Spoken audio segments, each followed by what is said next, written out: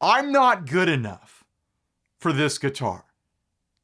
And I mean it too. Like, let's do a thought experiment. If we were all required to take tests, to apply for licenses, to buy guitars, I wouldn't be allowed anywhere near this thing. Not a chance. It's like a sports car.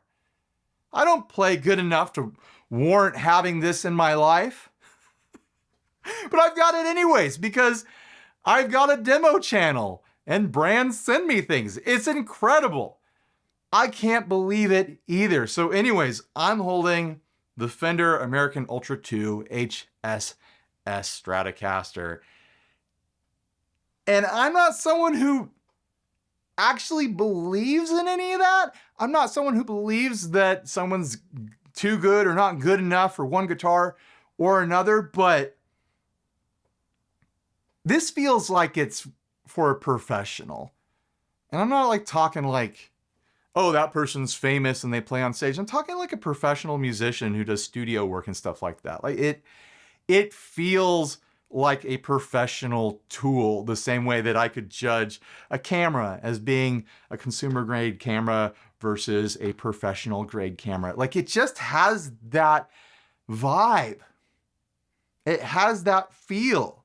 And maybe the professionals out there will disagree with me. Maybe there's something about that they wouldn't like, but that's the impression that I get from it as a very average player. And I am not fishing for compliments. I will not respond to compliments. Please don't make compliments. You get what I'm saying, right? We all feel that way. We all like feel the edges of the limits of our ability from time to time. And I'm actually completely reshooting my demo of this guitar. I already shot the whole thing and edited the whole thing. I've got like 14 hours of work invested in this video, and I'm starting over because I got to the end of it and I was like, I didn't do it justice. This guitar deserves better than the playing that I did, the thoughts that I had, the things I wanted to say when I was done editing. I was just like, just do it again, Ryan. So I'm doing it again, and hopefully this time I'm doing it right. So let's start off doing the thing I like to do. We're gonna go tip to tail to go through everything that I'm experiencing here with this guitar. All right, at the headstock, we've got Fender's locking tuners on there. I think they are the same locking tuners that are on my Player Plus. They look and feel extremely familiar. I like those tuners, and I like these tuners. I think they're the same.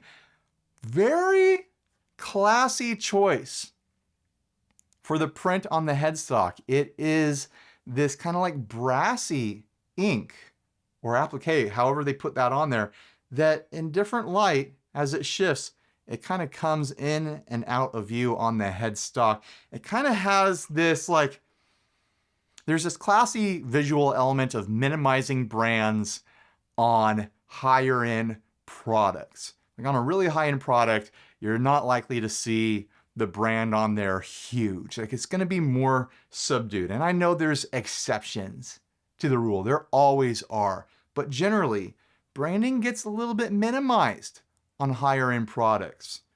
The product speaks for itself, or maybe you identify it just by its core features, by its shape. You don't need to lean into big, audacious branding so much.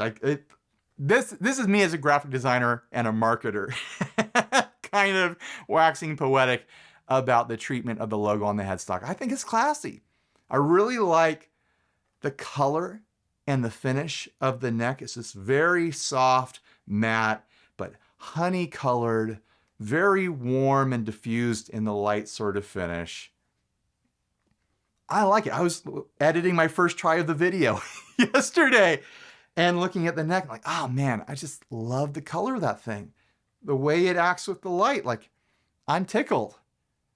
Visually, like, there's a lot that I'm loving with this guitar. And typically, you know, like, I'm a very traditional type of guy. I like throwback sorts of stuff. I like funky vintage, and this is going in a very modern direction, but I like the way that it's approaching that modern direction.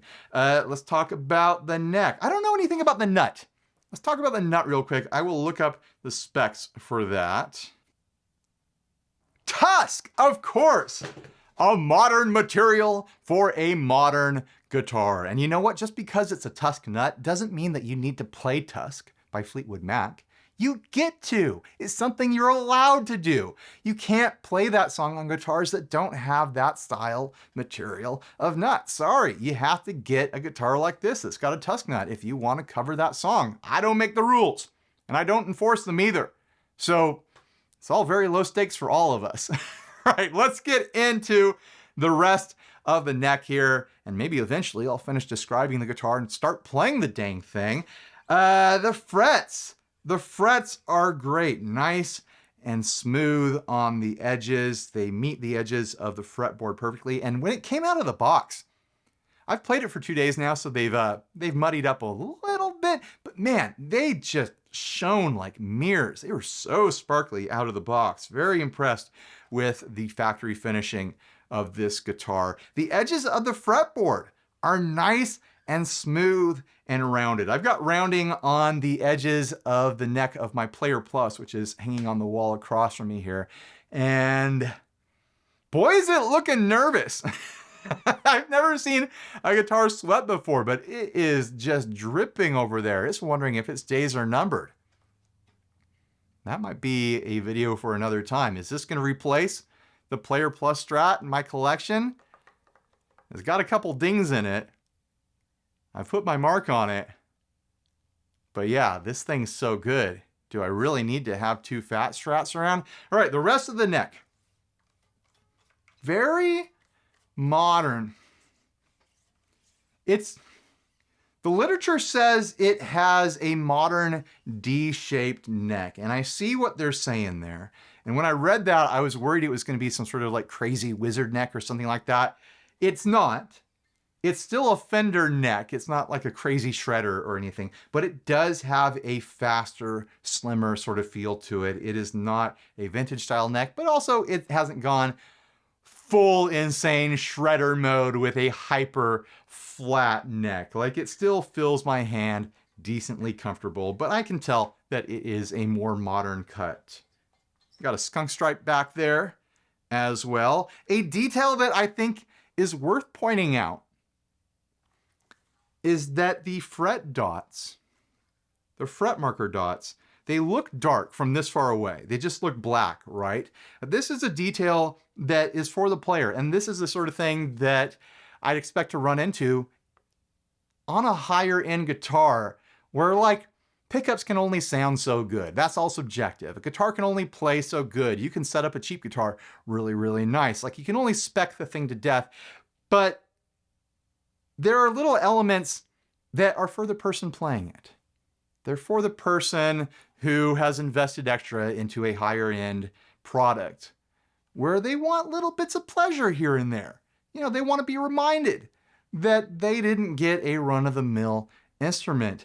The fret dots are actually like a dark pearl, and not just a dark pearl, the lighter parts in them actually match the finish, this solar flare finish of the guitar. It's tied into the finish, which I think is really cool. Like, it's a very subtle, slight extra detail that just reminds you, like, extra thought was put in.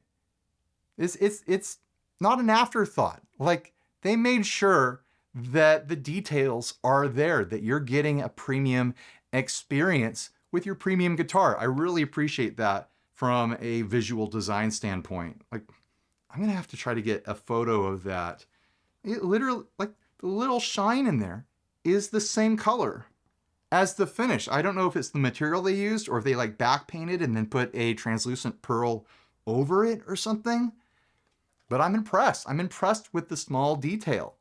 Also, we've got glow in the dark side dots on this. That should be a standard feature on every single guitar that isn't trying to be vintage correct.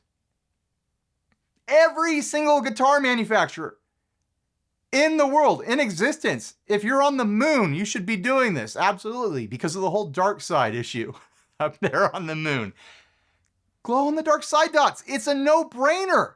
It should be on every guitar. It makes it so much easier to see what you're doing on a dark stage, and every guitar hopefully should someday end up on a dark stage. If it wants to, you know, like, complete its life's purpose. Every guitar desires to eventually one day be on a dark stage. Might as well give it glow-in-the-dark side dots, right? So now we're moving to the body, finally, and let's start with the back. We have a comfort heel here. It is nice and rounded there, very comfortable. I can wrap my hand all the way down there, no issue. It actually tilts in, so the heel is thinner where it meets the body than it would normally be. Yeah, you find this feature on all sorts of modern guitars, but this is Fender and this is their modern offering. Most of their other offerings are trying to be vintage style, vintage correct. So it is nice to have that on their modern style guitar. Also, they've got a nice deep hand carve right here. I don't really believe in this sort of thing. Maybe it's not for me to understand it, but yeah, like, I don't know. I don't feel like my hand ever goes that deep into the body, but it does signify that this is built as a modern player for people who want modern details like that. All right, the rest of the body, this finish. I could have started out talking about it, but when I saw the pictures of these that Fender sent me when they were asking what finish I wanted to pick, it's like, well, obviously, and I'll show you how obvious it is. I already have one. If you've been watching this channel a long time, you'll remember this guitar. This is fingernail polish. I painted my entire 90s Mexican Strat with chartreuse fingernail polish, and it has a very sloppy hand-done look. I wouldn't even say up close, like it's a 10 foot away sort of finish before the fingerprints start disappearing. But yeah, clearly this is my style of look, my style of color, my style of finishing on a guitar. And we've got a black anodized pickguard here. That's a fun detail. It's a different type of look. Usually Fender does plastic or celluloid style pickguards. Black anodized, I like that. There's a lot of people who believe, they're probably correct, that anodized aluminum pickguards help minimize the noise that you get with guitars. It helps block some of those pesky electromagnetic frequencies and various radiations that cause you to have extra noise and static in your signal. Maybe it does, maybe it doesn't. Either way, it looks really cool. I like it. Fun detail, Fender. They really they thought about the looks with this line. Then we've got a very slick and chromy and smooth trim. It's not set up the way that I will eventually set it up. It is floating just a bit, just enough to give you a little pull.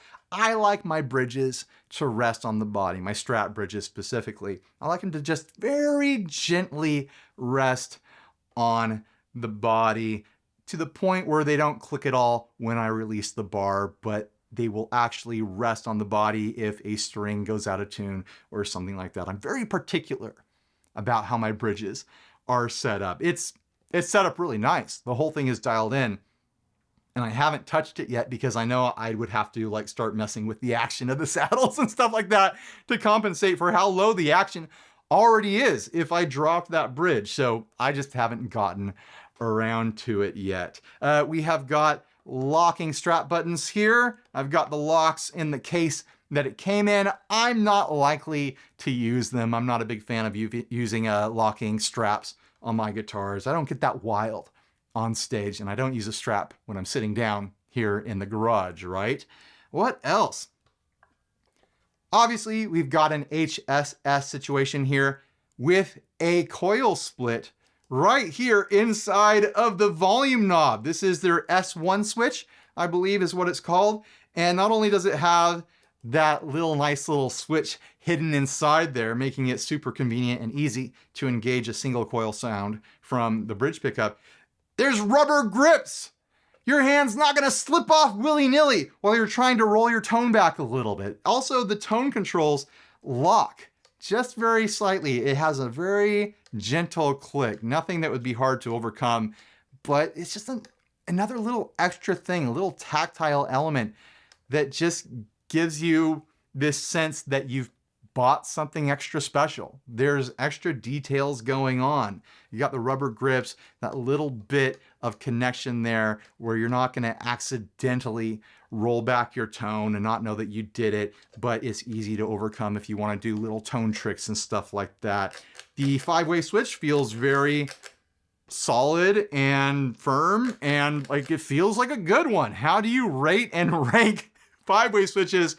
But just like everything else, like everything feels well thought out and premium here. So anyways, I've been flapping my gums so long here. I am ready to actually play the thing. Hopefully I do a good job this time. So let's plug it in, tune it up, and see what it sounds like.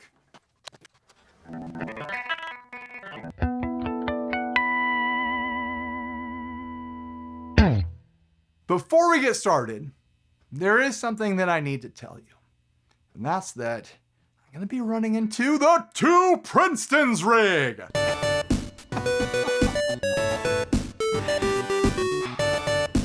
And I'm going to be using the motherboard on the floor. That is a pedal board that's got a bunch of pedals on it. I'll flash up a picture of it so you can see what I may or might not be using across the rest of this video. So let's get started. I want to show off the sounds of all the pickups in a bunch of different scenarios. I'm going to go clean at first, and then I'm going to throw a little bit of overdrive on there, and then some reverb because you know me, and then we'll do some high gain. We'll throw some distortion at this guitar because it's an ultra, right? It's got to sound ultra. But yeah, clean stuff first. I do want to say that what I've found so far with these pickups is that they've got extra heat on them. They've got extra oomph to them compared to what I would normally expect from a Fat Strat, from a Fender style guitar. Even the single coils, the noiseless singles, they feel like they almost push a little bit into like a P90 growl at times. I'm finding that if I roll the volume back to like 8, so I go from wide open on 10 back to 8, then that puts me more in the neighborhood that I'm used to. But also, even with that extra heat, you hear extra heat, you hear extra output, and you're thinking, oh, mud. No, they're clear. They have that clarity to them, that sparkle, that chime, that articulation that you expect from a Fender style single coil, and the humbucker as well. The humbucker's got more clarity and twang than I was expecting to it. And that's not even when it's split, just as a humbucker. I'm surprised by it. But yeah, it's got more heat than I'm used to. And I don't hate it. I appreciate that it's there, but to get into the sounds that I usually live in, the territory where I like to hang out, yeah, I do roll back the volume just a hair. So anyways, let's get into it. We are on the bridge humbucker, no split. I'll show off that twang right off the bat.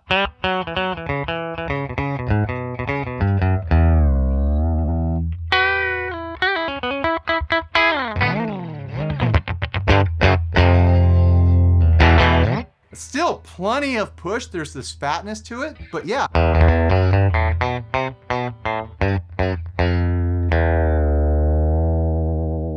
Maybe it's not all the pickup. Maybe it has something to do with the build of the guitar, the hardware, the bridge, the neck. I don't know, but I've been impressed with the personality, the twangability, the character of this bridge pickup.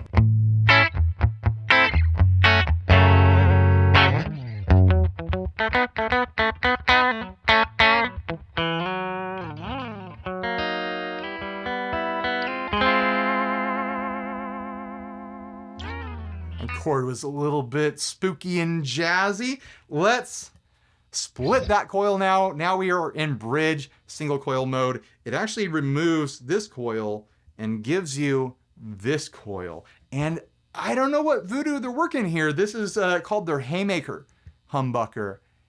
It's still really quiet. I'll show it off when I've got the distortion pedal on. There's a little bit of a change in this very quiet static that I have in here, but I don't think you guys are going to be able to hear it through the mics.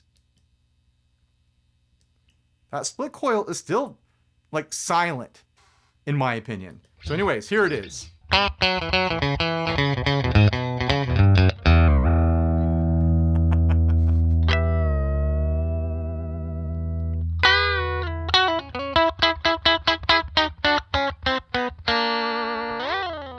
It's always a bit of a compromise when you know that you love single coils, but you choose a guitar with a humbucker that splits. It's never quite exactly the same, but I'm actually very happy with that single coil sound from that split bridge humbucker. I debated whether or not I should ask for the Fat Strat or for the more traditional HSS Strat that comes in the same finish, so I wouldn't have been missing out on that.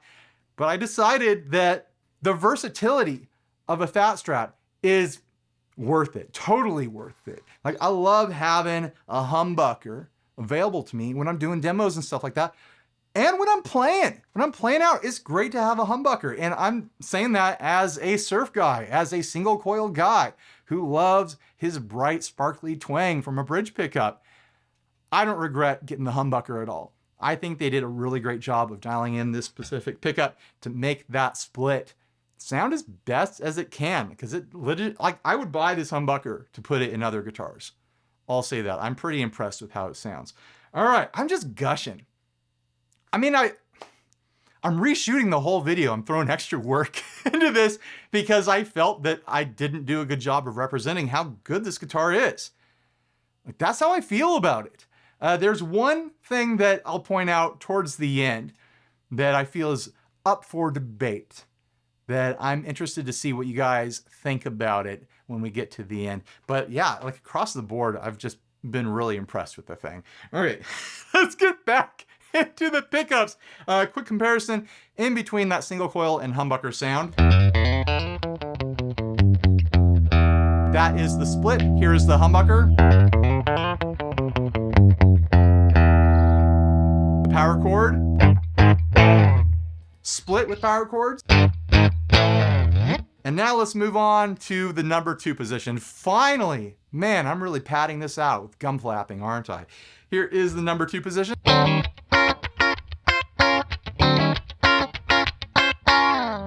Number 2 with a split. Oh, listen to that. It's got that sparkle to it. I'm telling you, that split coil, it sounds good.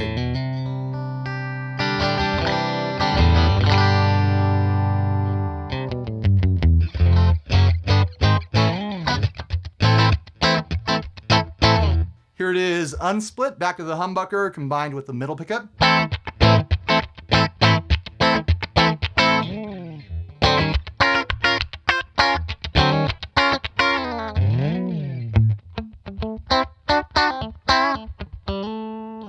Back to split.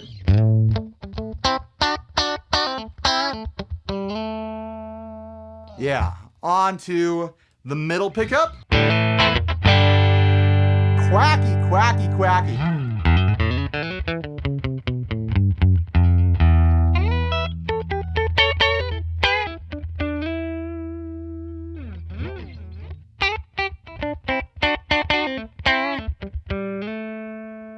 Middle pickup lovers,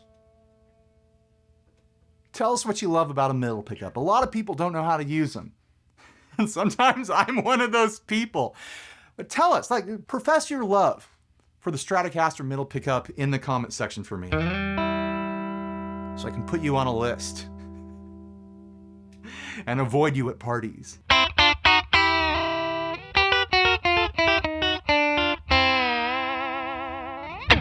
On to the number 4 position, the middle and the neck together.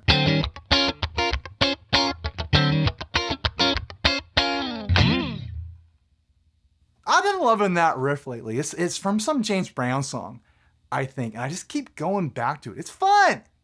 Am I playing it too much? I'd say I'm sorry, but I'm not. Maybe I will be eventually. Not in this video. I'm gonna keep doing it.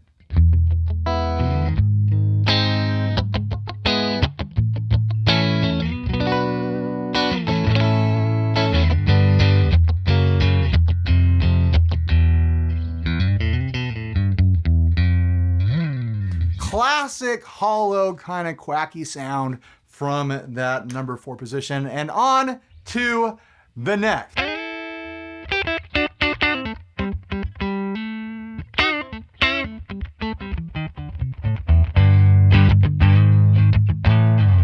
The neck is dark and squishy and brooding.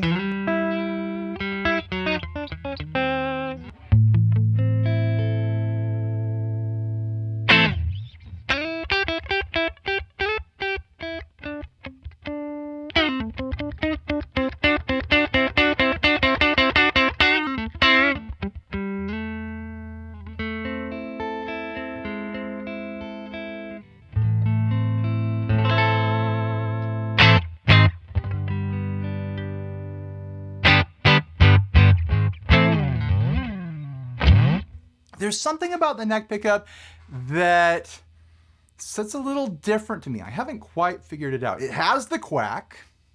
It has that rich, thick neck pickup, syrupy sort of thing going on. I think it might be the output of it. It just pushes a little harder than I normally am used to. So let's try rolling that back to an 8, like I said. Yeah, that feels more normal to me. I'm not used to having a Strat neck that's got that heat. It's pushing the compression of the tubes in the Princeton's just a little bit different with it all the way open like that. Just really getting that pop from it, you know? I roll it back a little bit.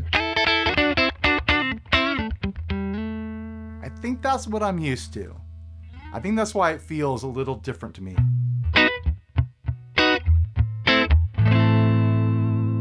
Wide open again.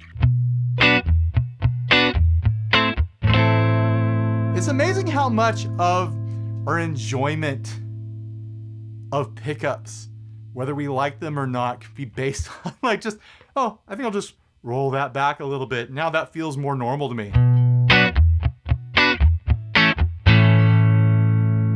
All the way back up.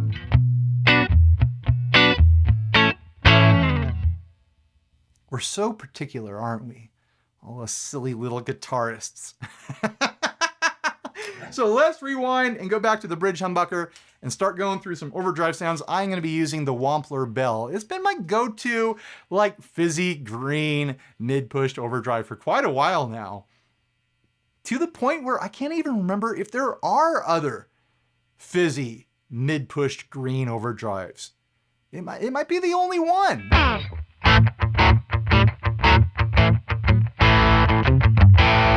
Let's give it a quick tune just to be safe. Kind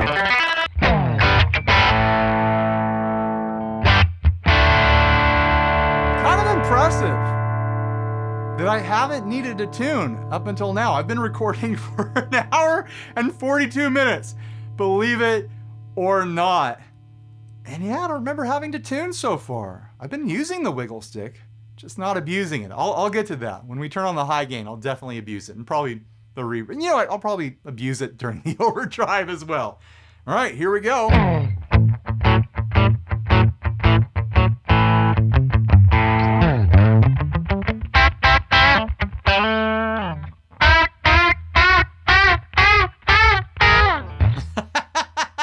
That was a little bit sour, wasn't it?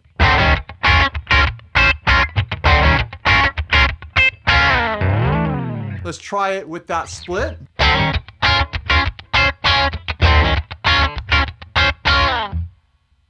I like that split. It's got the personality that I like. It's got the character.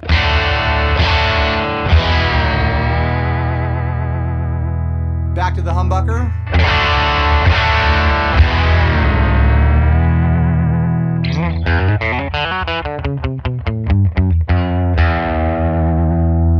Split again.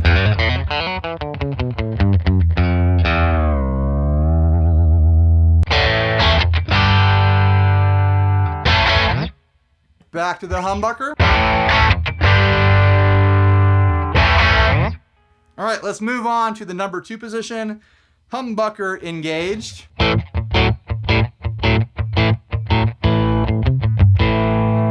Humbucker disengaged.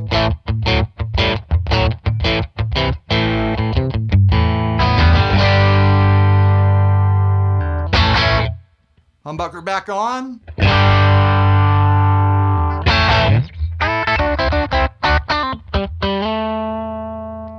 Single coil. It's such a great variation to have and so convenient with that little switch there. I wish that was standard issue on every guitar, like the side dots. I wish that every volume knob had a little switch like that. It's so clever. I've got gut shots of the internals of that. There's this, like, it's this chunk of technology in there. There's a bunch of stuff going on inside of this guitar. I'm never going to rewire it. I'll say that. I'm never going to take this pickguard apart. If I ever swap pickups on this guitar, it's going to be a complete pickguard swap to preserve this pickguard because, yeah, I don't want to fudge with any of that stuff. Oh yeah, I'm on the middle pickup.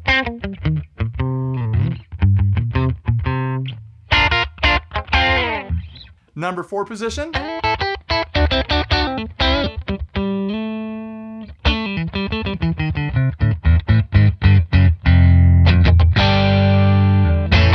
It's nonsense playing today. Noodle, noodle, noodle, noodle, right? This is a pasta channel, apparently. On to the neck pickup.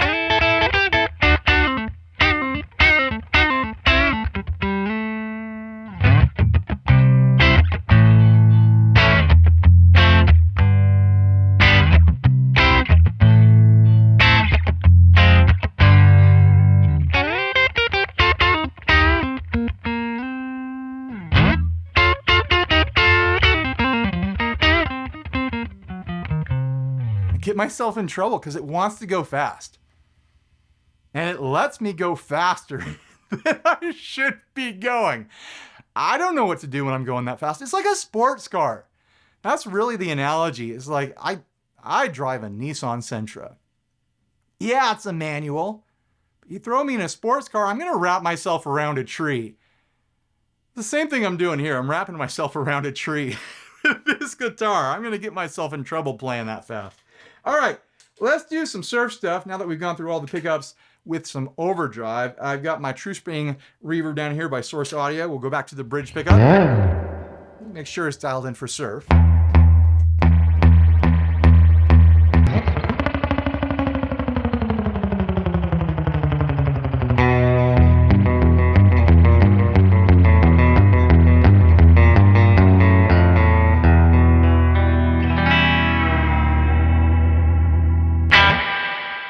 Try that on the split coil.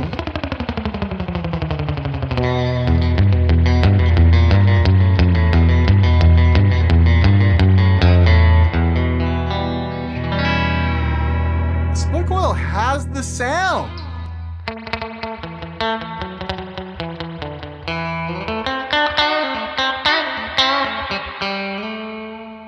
Back to the humbucker.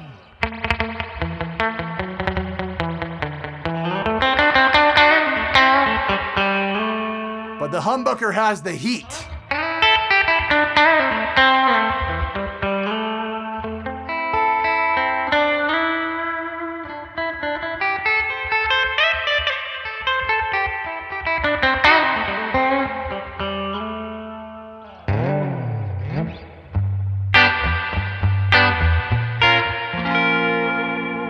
Back to single.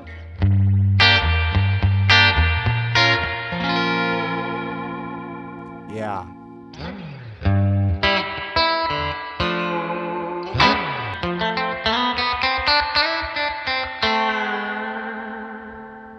Back to humbucker.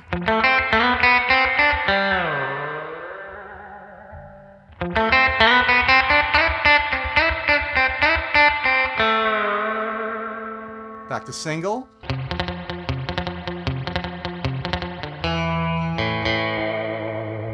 Back to humbucker.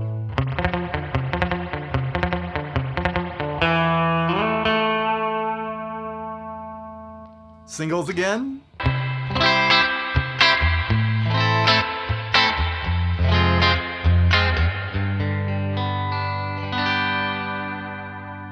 And the humbucker.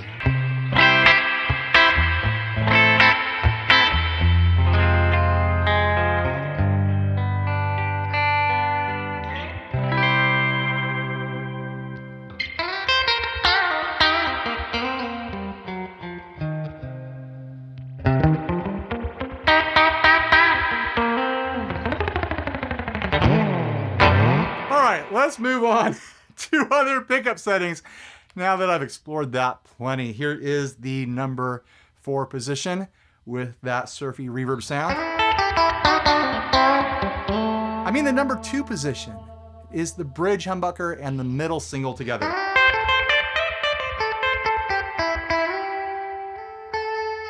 Here it is split. Choked that note out.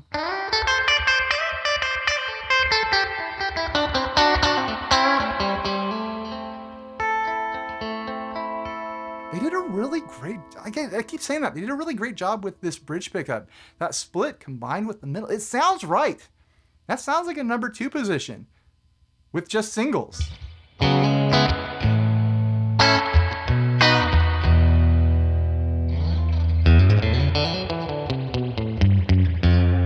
I don't regret getting the HSS at all versus the single. The single one, the Ultra 2 with SSS, that push in the switch right there, it gives you the neck and the bridge together. I think that was the secret trick on that one. So I don't know, you tell me, maybe you would prefer that option over having a humbucker, but I like this. I like the versatility of this.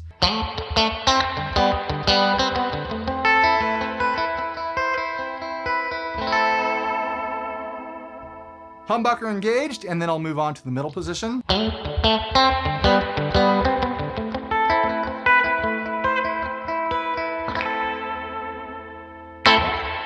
Here is that middle. And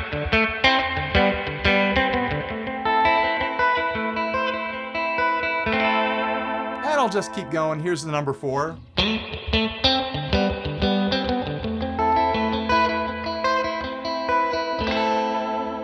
And the neck.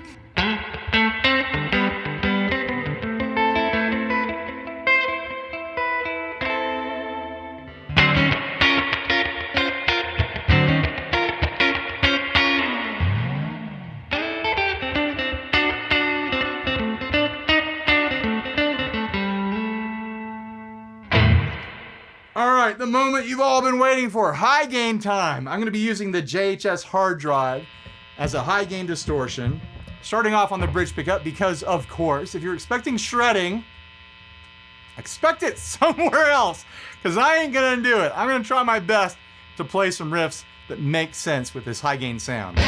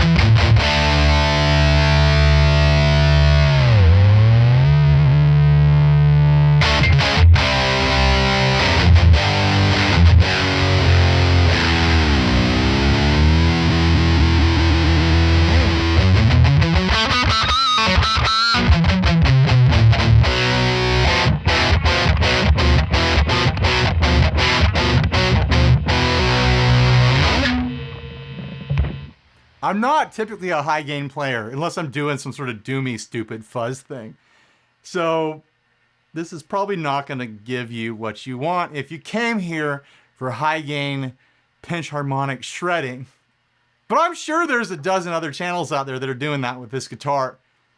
The day that this launched, I might be getting this video up the day after. So they've already beat me to the punch, which is good because you should go to those channels for that sort of coverage. They do it well. I don't.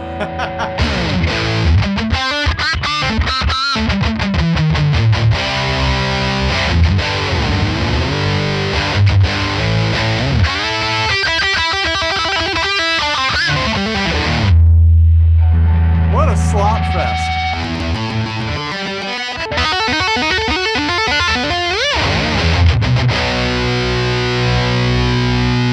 Am I giving you what you want?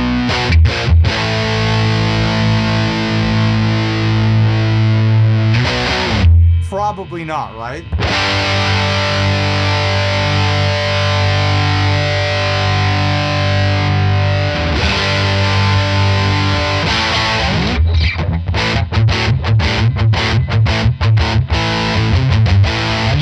That's with the coil split. Here it is, regular humbucker. Let's do a little riff that goes through all the pickup settings, and then maybe I'll throw some delay and reverb or something like that. Let's really max out the signal.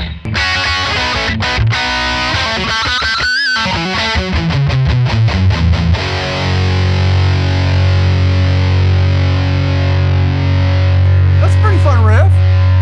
It works for showing it off, right? Here it is split.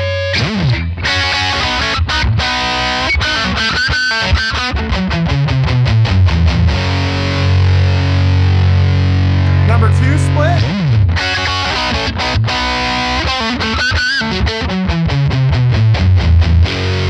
I'm playing it works each time. Number 2 humbucker.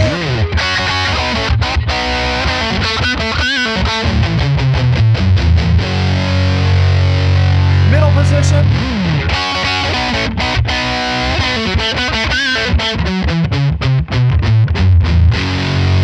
Number 4.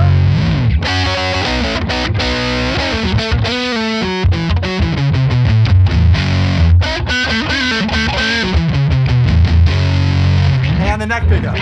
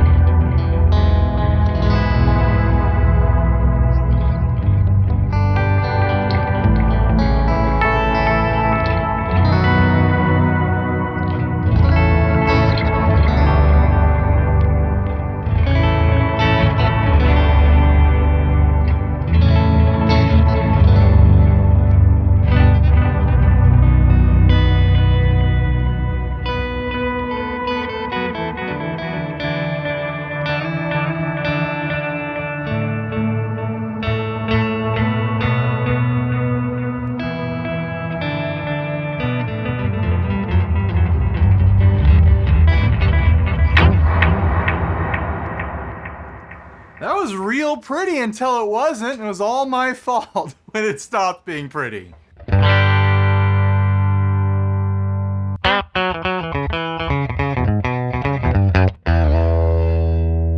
It's got some personality to it. It's got that twang. It's got that personality. It's got a lot of options across the switches, but all sorts of guitars can have a lot of options across all the switches. They might even have more options. Talking about a guitar at this price point that's trying to be a higher end modern option, I think where they get it right is in the fit and the feel and the details that make you feel like you're holding something and playing something that had a lot of work put into it, that had a lot of thought put into it. None of this is an afterthought. It feels incredibly intentional. It feels very well dialed in. It feels like a professional tool. Like I was talking about earlier in the video, it feels like the difference between a consumer grade camera and a professional grade camera. And you could apply that to cars, you know, like I drive a Nissan Sentra. Maybe you drive a sports car. This is more of a sports car, you know? This is not too far away from feeling like my Nissan Sentra. This 90s Mexican Strat that I painted with nail polish. In the end, like, the price of a guitar, the quality of a guitar, the brand of a guitar doesn't really affect how good you are of a guitarist. But playing a guitar that feels like it's meant for someone much better than you could be motivational in a way. Like, I'm reshooting this whole video because like, man, my playing did not represent it. And I feel like I did a lot better this time around. I feel like I was more focused. I feel like I was tighter. I feel like I took my time. I've been recording 3 hours now because I've just been taking my time, making sure I get my parts where I want them to be and feeling happy with them because I want to best represent this. I don't want people to think like, Ryan just kind of like fumbled his way through a demo because he wasn't pumped. I was intimidated. It was intimidating. Like, it feels like it should be played by someone much better than me. And I'm wondering, like, I'm starting to have the thoughts like, will that inspire me to play better when I'm playing a guitar that feels like it deserves to be played better? Will there be something psychological to that that makes me feel like I should put in the effort, that I should put in the time, that I should slow down a little bit and think about what I'm doing? You guys probably think it didn't make that big of a difference. I'm telling you, I'm redoing the video for a reason. So anyways, you want to see gut shots? I'm not going to play the clip of the video because I actually had camera problems yesterday doing the overhead shot. But here's some clips of the gut so you can take a look inside. Lots of wires in there, lots of little extra doodads. You know, like I said earlier, like, I am never going to disassemble this situation to throw a new pickup in there. First of all, the pickups are very specific to this guitar and I don't want to lose that. Secondly, oh my gosh, I don't want to rewire this thing. Are you kidding me? Strats are already enough. But then every pickup has extra wires and they're all coiled together and there's extra little like fidgety things in there. I wouldn't know how to reconnect them all. They went for it with this thing. So anyways, there is something that I want to mention, something that I've noticed. The block, the trem block, is surprisingly a little guy.